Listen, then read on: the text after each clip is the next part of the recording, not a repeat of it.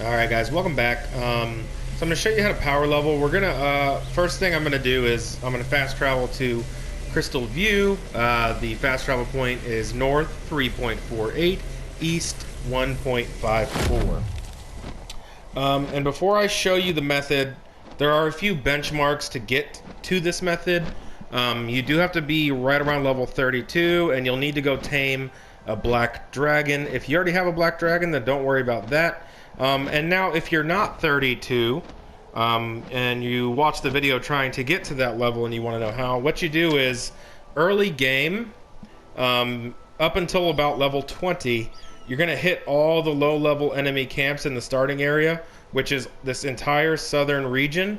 And enemy camps, they look like this on the map, this icon, enemy camp, and they're riddled all in this southern region.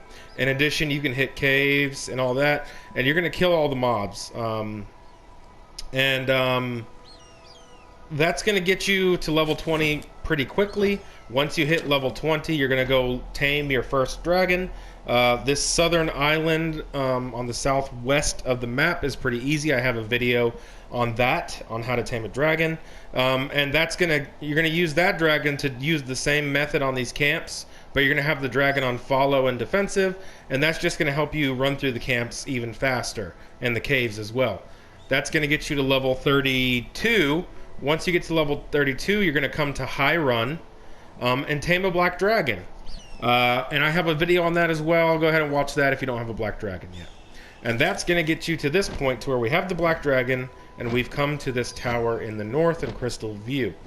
In addition to all of these things, crafting and gathering both give you experience. So if you have something that you know you need to craft, like enchanted stone, flawless gems, amethyst, go ahead and craft it before you come out here. One useful thing about this game is that the crafting is global, so if you have stuff crafting in your base, you'll get global experience for it.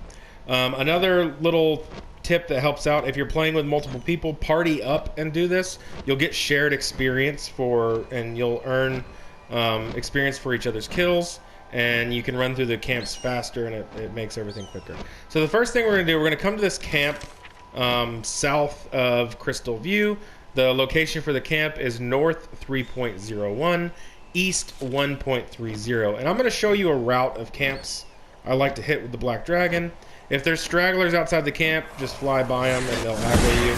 So we're going to fly by and aggro all this stuff, and we're basically going to fly straight up. Once it piles up, 4 shots, do 4 of these black dragon shots, which is the fireball, dud. Still counts though, 3. And then after the 4, you're going to swoop down, move the mobs a little bit, and swoop back up. What that does is basically resets their the algorithm that they use to get mobs unstuck. They don't let mobs that are aggro stay in one place too long because they don't want them getting stuck and people cheesing the mobs. So 4 shots and then swoop. And on normal rates, this is going to give you between 1.5 and 3k experience for trash mobs, and 5k experience for like elite mobs, like giants and other things like that. Alright. Loot the corpses. If the chest is up, grab the chest. And that's it. That's what you're going to do for these camps. Now, if they run away, you might have to track them down to kill them, because this one's one shot. And even on normal, you'll power level doing this. Next camp is to the north. Follow this north shore. I'm going to show you a free chest along the way. Now, if you tame, like I have a very high level black dragon. If you tame a dragon when you're level 32, that means it's going to be 42. That fireball attack is going to hit for about 600 to 700 at that level. Just something to be aware of. So it will take a little bit longer to finish the mobs out. So follow this shore. Also, another thing to mention, when you're up north doing this, you want to stay low to the ground, because phoenixes spawn all over the north, and once they aggro to you, it's pretty much curtains. You're either going to have to use the method that I've shown you in another video to escape, or you're gonna die. Okay, free chest coming up. What was that? Oh, that's the, by the way, this monolith right here, buy the free chest. I'm gonna tell you the chords. Really good monolith, plus 75 armor, plus 200 health. Really good, one of my favorite monoliths to get. Okay, follow along. I'm gonna give you the chords of the chest, and you should be able to find the monolith from there. Chest is over here on this ledge. This is the reason I call this a free chest, is because there's never mobs near it. I got it earlier, but here it is. And sometimes it has decent stuff in it. And so you can even gather this early game. The chords, north 3.69, east 1.10. So even if you just have a low level flame dragon, you can grab that chest early game and break it down for higher tiered resources. All right, the next camp, which is not my favorite camp, but it's a camp that I love because it's got orcs, and orcs have good individual loot for, you know, considering they're basically trash mobs. Gather all your mobs up, pull them away from the camp, because in vulnerable structures like those tents, because they can't be destroyed, they have line of sight issues when it comes to splash damage. Same thing. Maybe gather them up a little better, but 4 shots and then swoop.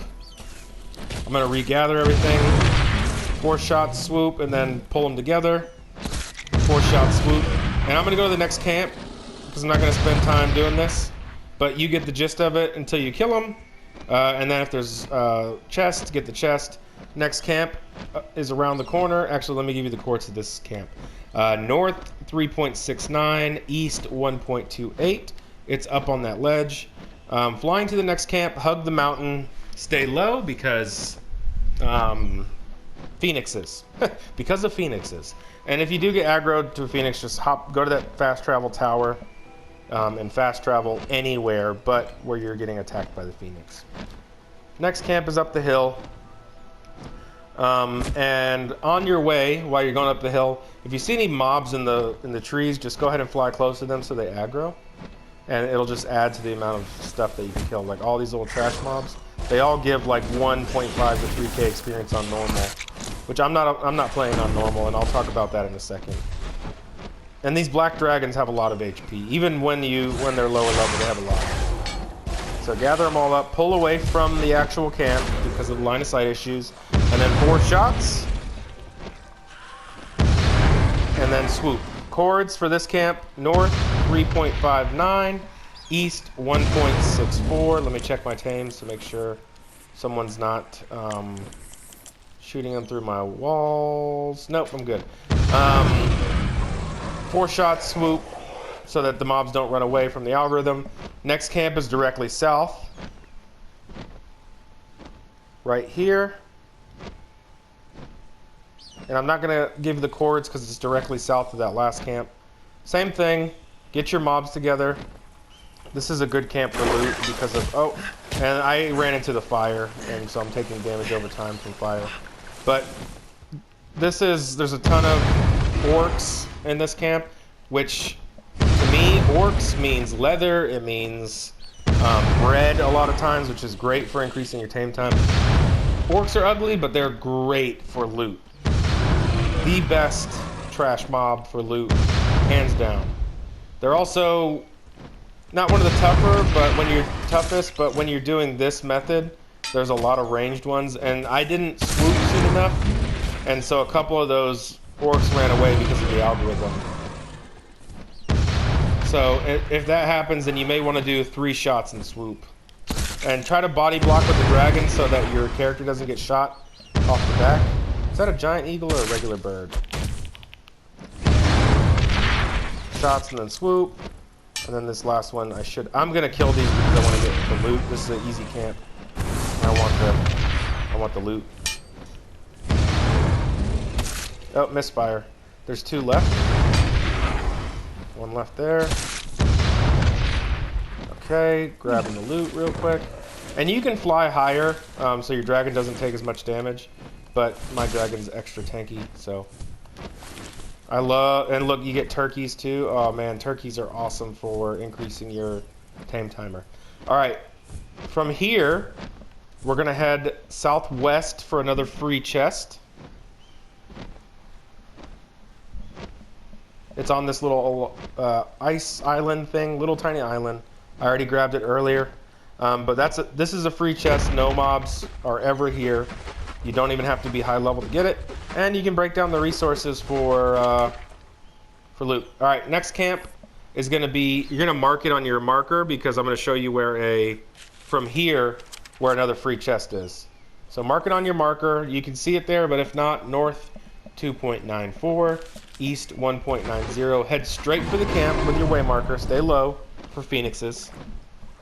Look, Inferno Dragon. Wait for it to go away. You can not outrun, but you can get those to de-aggro you, but phoenixes, if you get aggroed, it's a rip. All right, to the left, you saw that structure draw in. There's a phoenix. Excuse me. That's where we're going for the free chest. That is a in-world structure. It's invulnerable, and it's also got, well, a semi-free chest because there can possibly be mobs here, but most of the time there's a free chest there on the way. Grab it. Now head to the camp. This next camp is an orc camp with abominations. I'm not gonna kill them all because the abominations are crazy tanky, but abominations drop dark plasma, which is something you'll need for endgame crafting. And so ton of orcs, couple abominations, probably giant over there, or a troll. A lot of damage to be done here to clear out this camp, but you're gonna get a lot of experience. And there's a chest and the loot from the bodies. So awesome way to get experience. Now, once you get to level 60 and you do start to get that better gear, you're going to want to change your strategy. You may still want to hit this route just for the fact that you get really good loot out of it, leather, a lot of leather, a lot of food to increase tame time. But once you get that good gear and weapons, you're going to want to hit these caves in the north because this is a pyrite cave right here. But look at all the northern caves. Volcano Cave. All these northern caves are going to provide you with really good experience, really good loot. They're much more difficult than the starting caves. The starting caves are very forgiving.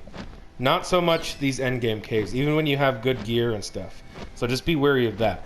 But yeah, that's the method that I'm using right now. As promised, I did say that I would tell you why I'm on a faster server. It's just the normal rates are too grindy because I do, like others, I work full time. I got other stuff going on outside of playing this game. And so once it's just too much of a grind, especially with the way that PvP is in this game, with people just offlining your base or whatever, and then you log on, you got nothing, which is fine, it's PvP, but it just sucks when you're on normal rates. At least on here, if you log on and you got nothing, it doesn't really take that long to grind back up. So yeah, this is a 5x official PvP, and it's a lot of fun because, obviously it's a level playing field because everyone's at 5x, but it's an official server, so the population stays consistently high. So there's plenty of PvP, plenty of people on the server. I mean, just flying around in these videos, you can see all the bases around. So it's kind of nice.